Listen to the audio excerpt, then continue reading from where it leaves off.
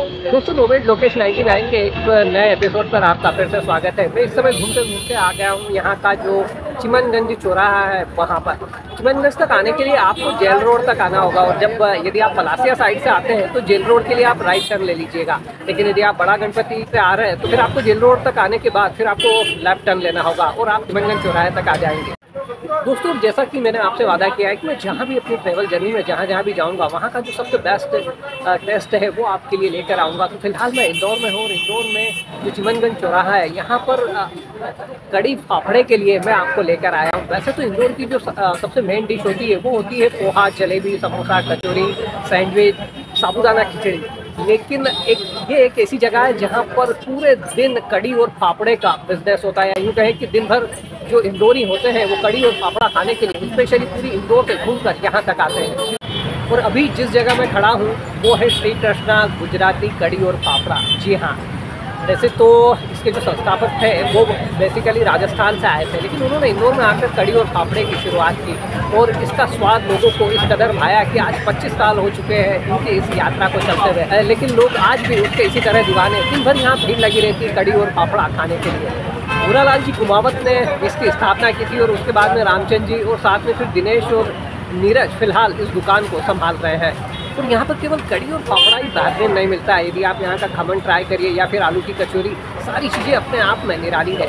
और यहाँ जो कड़ी होती है उसे देने का एक अलग ही तरीका होता है, एक बड़ा सा मग है, क्योंकि इनकी कड़ी की जो मांग है वो इतनी रहती है कि लोगों को थोड़े से मन ही नहीं भरता। पेट तो भर जाता है लेकिन मन नहीं भरता, इसलिए एक बड़े स्टील के मग से यहाँ पर कड़ी को सर्व किया जाता है। थोड़ा सा आपको बताना चाहूँगा कि वैसे कड़ी फाफड़ा जो है वो गुजरात की फेवरेट डिश है।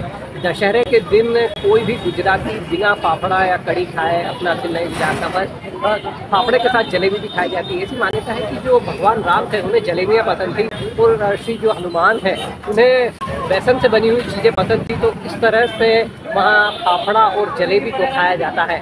लेकिन इंदौर में चिमनगंज चौराहे पर कड़ी और फाफड़े का कॉम्बिनेशन होता है जो कि गुजराती डिश है। तो यहाँ कड़ी देने का जो तरीका है वो भी निराला है। एक तो जो बड़ा मग होता है स्टील का, उससे यहाँ पर कड़ी को सर्व किया जाता है क्योंकि कड़ी की मांग ही इतनी होती है। 8-10 तपेले निकल जाते हैं। एक तपेले में लगभग कितना आ जाता होगा? 80 लीटर का 10 तपेले कर जाते हैं। अभी तो सीजन चल रहा है तो बाकी सीजन में तो दोस्तों ये जो तपेला है कड़ी का, ये करीब 80 लीटर का तपेला है और सीजन में कम से कम 8 से 10 तपेले कड़ी कट जाती है। यानी कि कड़ी को लेकर लोगों में यहाँ खासी दीवानगी है।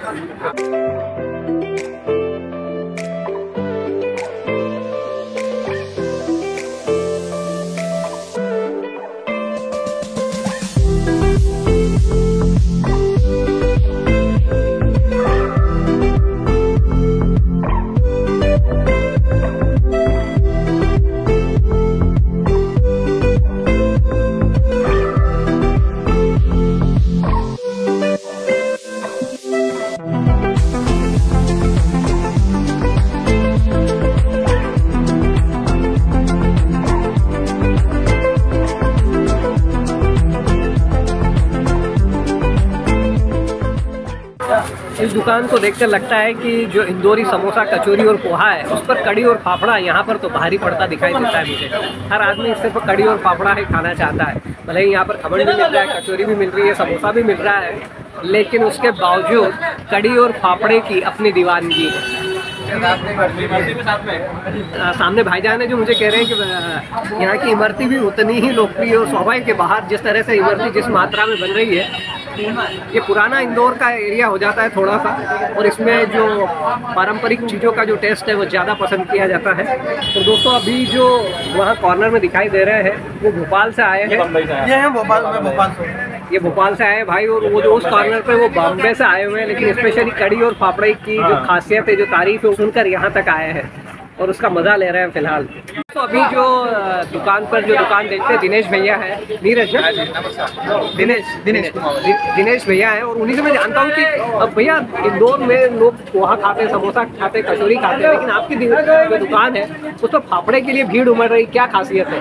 अपने कड़ी और फाफड़े पूरी इंदौर में आपको कहीं नहीं मिलेंगे अपने अलावा। और कड़ी की दूर से लोग आते हैं कड़ी पीने, और तो ऐसा क्या डालते हैं आप, क्या खासियत है इस कड़ी में? इनकी तड़का लगता है इसमें कड़ी में, और अजवाइन।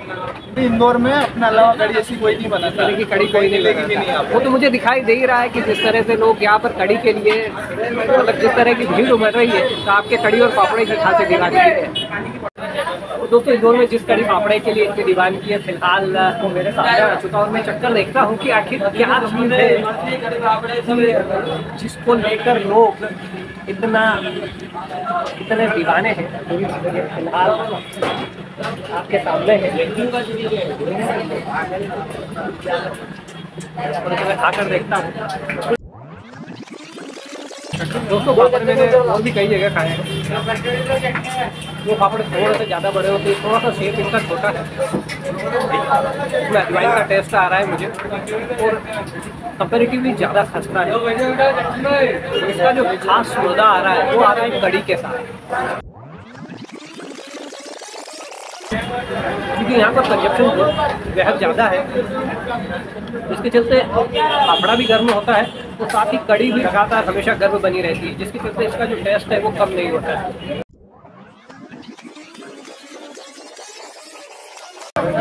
अल्टीमेट टेस्ट है। यदि आप गुजराती हैं तो कड़ी फाफड़े की तलाश में इंदौर में है तो आप चिमनगंज चौराहा तक आइए। यहाँ पर आपको श्री कृष्णा कड़ी यहाँ पर आपको आनंद आएगा। तो दोस्तों नोमेड लोकेश 99 के इस एपिसोड पर फिलहाल बस इतना ही। कड़े और फाफड़े का स्वाद अपनी जुबां पर लेकर फिलहाल मैं यहाँ से रवाना होना चाहता हूँ। उम्मीद करता हूँ कि मेरा ये एपिसोड आपको पसंद आया होगा। यदि मेरा ये एपिसोड आपको पसंद आया हो तो प्लीज़ इसे कड़ी और फाफड़े की तरह लाइक कर लीजिएगा और साथ ही अपने यारों और दोस्तों में शेयर करना मत भूलिएगा। और साथ ही यदि अभी तक आप मेरे चैनल नोमेड लोकेश 99 पर नए हैं और आपने अभी तक इसे सब्सक्राइब नहीं किया है तो प्लीज़ इसे सब्सक्राइब कर लीजिएगा। अगले कुछ सालों में पूरे वर्ल्ड को नापने की तमन्ना है और यदि आपका साथ रहा तो यह सफर बेहद मजेदार रहेगा। चलता हूँ, जल्दी मिलता हूँ आपसे फिर किसी नए एपिसोड पर। तब तक के लिए अपना खास ख्याल रखिएगा। बाय, गुड नाइट, शबाश खैर।